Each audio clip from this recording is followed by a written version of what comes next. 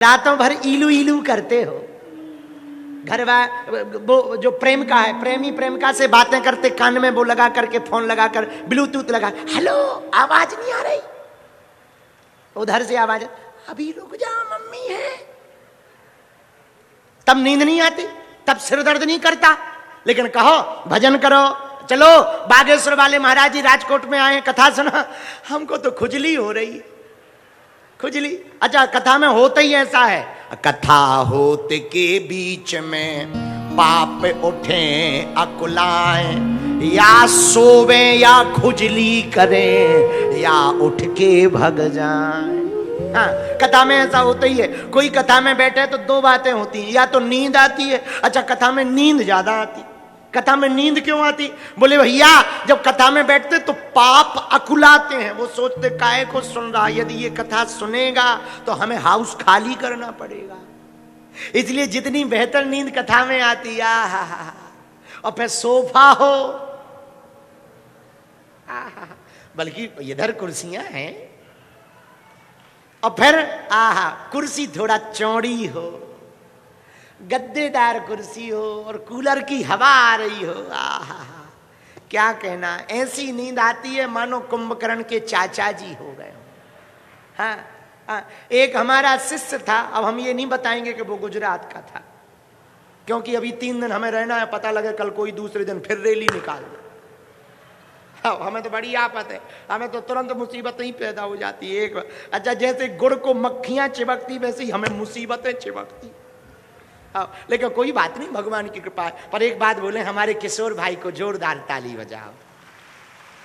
हाँ, इतना बड़ा आयोजन उनकी पूरी टीम ने, हिंदू समाज के सभी लोगों ने, बजरंग दल, विश्व हिंदू परिषद, किशोर भाई की पूरी टीम ने दिन रात एक करके शत्रुओं से लड़कर भिड़कर, कई लोग बोले कैंसल करा देंगे, कार्यक्रम नहीं होना चाहिए, कैंसल कर दो, कैंसल कर दो, बल्कि किशोर भाई ने सोच लिया कथा कैंसल नहीं होगी, वो चाहे कैंसल हो जाए। हाँ, इनकी पूरी टीम ने।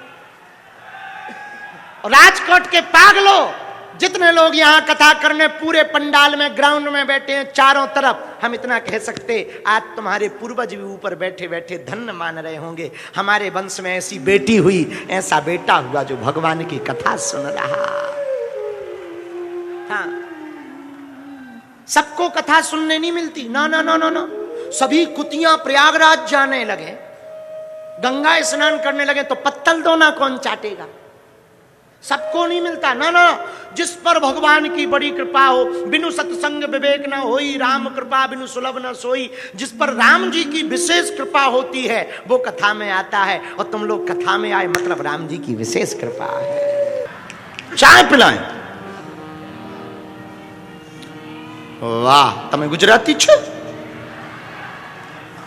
राजकोट से हो, कहां से हो? भावनगर से। तो ठीक है, फिर तो ठीक है, तो ठीक है। तो कथा पिलाऊं चाय पिलाऊं? दोनों? मतलब कल से हमको केतली लेके चलना पड़ेगा। बाप जी, माला लेके चलूं कि केतली लेके चलूं? हो नहीं, चाय का काम हमारा नहीं है। चाय का काम, चाय आप पिलाओ, कथा हम पिलाएंगे। हाँ, ऐसा कर लो। तो कल तुम केतली लेके आना, हम माला लेके आएंगे, तो हम कथा पिलाएंगे और तुम चाय पिलाना। बाप बैठी जा, बैठ जा महाराज।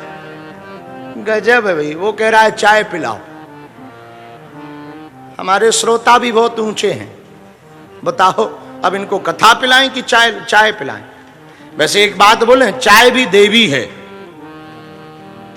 हमारे दादाजी एक श्लोक बोलते थे, केटली गर्भ संभूतम शक्कर पत्ती मिश्रितम कप मध्य विराजते देवी ओम चाय चंडकाय नमो नमः। तो चाय भी एक देवी है, लेकिन एक बात बोले, कथा महादेवी है। चाय यदि देवी है तो कथा महादेवी है। चाय यदि मनोरंजन है तो कथा मनोभंजन है। और सुनो, चाय तन को गर्म करती, भगवान की कथा आत्मा को गर्म करती है। हाँ, और चाय पीने से भूख मिटती है और कथा सुनने से पाप मिटते हैं। इसलिए कथा ज्यादा पियो। बाकी भावनगर वाले ऐसे ही होते हैं, ये पक्का है। हाँ, भावनगर वाले लोग तो बहुत ऊंचे ही होते हैं। भावनगर से हमें याद आया कि एक बार एक बहुत गरीब आदमी था, उसने गुब्बारे में लिखा एक चिट्ठी, हे भगवान हमको 50,000 रुपयों की जरूरत है, 50,000 रुपया दो, और गुब्बारा उड़ा दिया। अब वो गुब्बारा भावनगर में तुम्हारे घर पे गिरा। तो इन्होंने, ये जो अभी खड़े थे चाय वाले, इन्होंने वो गुब्बारा खोला, उसमें देखा 50,000 रुपया की भगवान जरूरत में, बहुत गरीब आदमी, चिट्ठी पढ़ा। तो बेचारा भावनगर का आदमी सीधा साधा होता है, उसने दूसरे दिन गुब्बारे में 25,000 रुपया भरे और उड़ा दिया। वो गुब्बारा राजकोट में गिरा। जिसने वो गुब्बारा उड़ाया था उसके यहां गिरा, और कहीं नहीं गिरा, हमारे किशोर भाई के घर पे गिरा। तो किशोर भाई के घर पे जो व्यक्ति ने 50,000 रुपया की मांग की थी, उसने दूसरे दिन फिर एक चिट्ठी लिखी, भगवान हमने 50,000 मांगे थे, आपकी तरफ से 25,000 तो मिल गए, पर 25,000 काट लिए, अगली बार से भावनगर वाले के पास में मत भेजना। हाँ, लगता है उसने आधे रख लिए, आधे भेजे हैं। तो बाद में पता लगा कि वो आदमी तुम ही थे। अब कल तुम चाय लेके आना, ठीक जी? विनोद कर रहे हैं, बुरा ना मानना, विनोद कर, पक्का पक्का। हाँ, तो एक बात हम फिर से आगे बढ़ाएं। एक बात सुनो, वीआईपीओ, हाँ, वीआईपीओ का अलग जलवा है। सबसे लास्ट में बैठे हैं, स्क्रीन पर हम चल रहे हैं, बीच बीच में वो खुद चलते हैं कि नहीं ये देखते रहते हैं, और खुद की फोटो आती है तो थोड़ा ठीक हो जाते हैं। हाँ, अच्छा, वीआईपी कभी खुल के नहीं हंसता है। तुम देखना, वीआईपी कभी भी हंसेगा तो सिर्फ 32 भर दिखेगा उसका दांत, और कितनी भी बड़ी बात बोल दो, वीआईपी कभी ताली खुल के नहीं बजाता।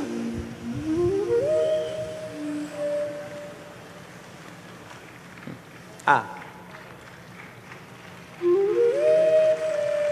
वीआईपीओ को एक और फायदा है, सबसे बाद में आते हैं और सबसे आगे बैठते हैं। हाँ, तो वीआईपीओ सुनो हमारी बात, बुरा ना मानना, सुनो। अंधेरा हटाने में समय लगाने की बजाय दिया जलाने में समय लगाना चाहिए। हाँ? अंधेरा भाग जाए, इसमें समय लगाने की बजाय उजाला हो, इसमें समय लगाना चाहिए। और जो व्यक्ति उजाला लाने में अपना समय लगाता है, वो अंधेरे को हटा पाने में सफल हो जाता है। जैसे अंदर राम भी है और रावण भी है। बुराई का प्रतीक रावण है, अच्छाई के प्रतीक राम है। तो अंदर के रावण को मारने की बजाय हम लोगों को अंदर के राम को जगाना चाहिए। और अंदर का राम जगेगा, रावण अपने आप मर जाएगा।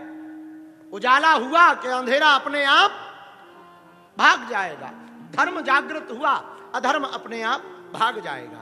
इसलिए मेरे पागलों, विपत्ति आए, संकट आए, परेशानियां आए, तब संकटों में संकट के पास जाकर प्रार्थना करने की बजाय संकट मोचन के पास प्रार्थना करनी चाहिए।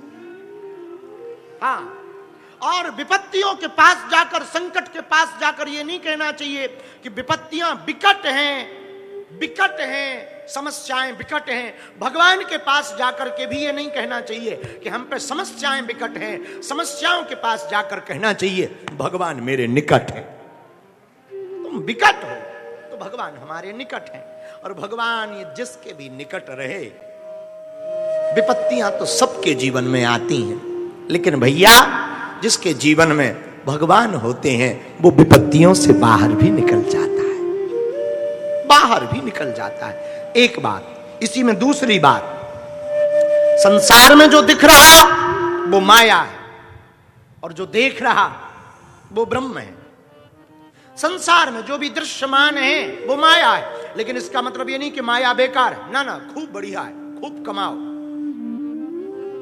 माया से बचना नहीं चाहिए। पर इतना काम करना चाहिए, माया के नहीं होना चाहिए, माया में लिप्त नहीं होना चाहिए, माया से बचना नहीं है। माया के बीच में रहो पर मायापति के रहो, रहो माया में पर मायापति के रहो। मायापति भगवान है, माया के बीच में रह करके मायापति के रहो।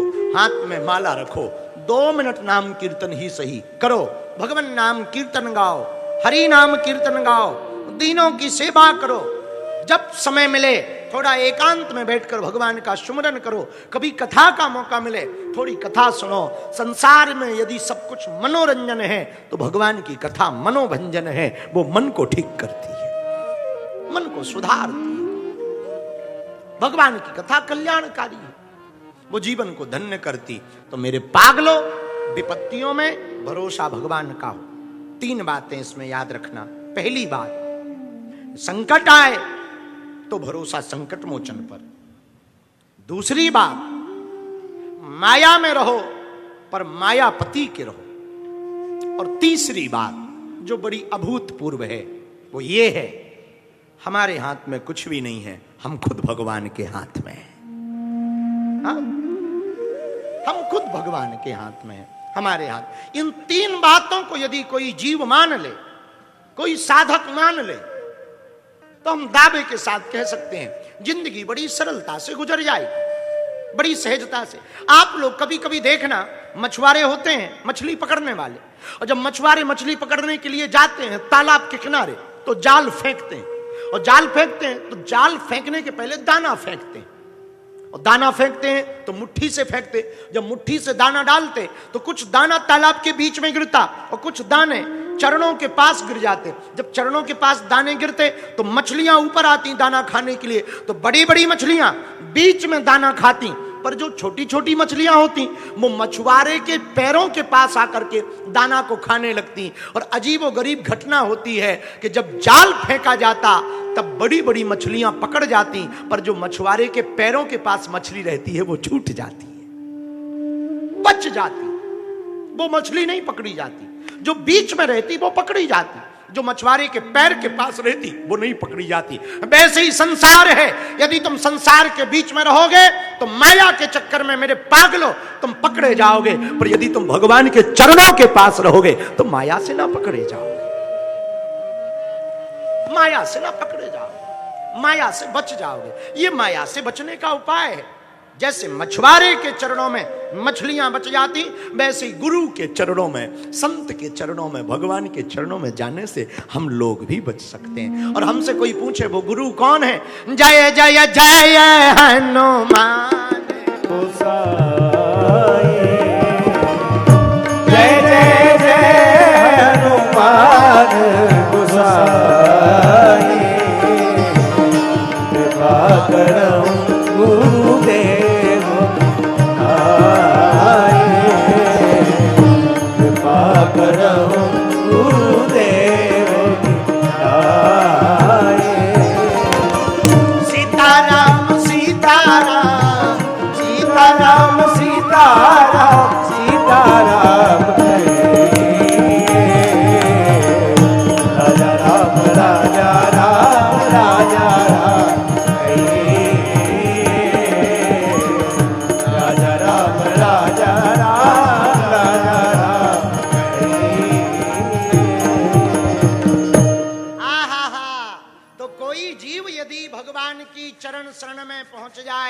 भगवान की शरण में आ जाए तो वो जीव माया के प्रपंच में नहीं पड़ सकता। बोले क्यों नहीं पड़ सकता? बोले मायापति के चरणों के पास प्रभावी नहीं होती। जैसे कोई व्यक्ति मुख्यमंत्री के पास बैठा हो तो मंत्री बाल बांका नहीं कर सकता, कोई व्यक्ति प्रधानमंत्री के पास बैठा हो तो मुख्यमंत्री बाल बांका नहीं कर सकता। वैसे ही कोई जीवात्मा अगर परमात्मा के पास बैठी हो तो कोई भी माया उसका बाल बांका नहीं कर सकती है।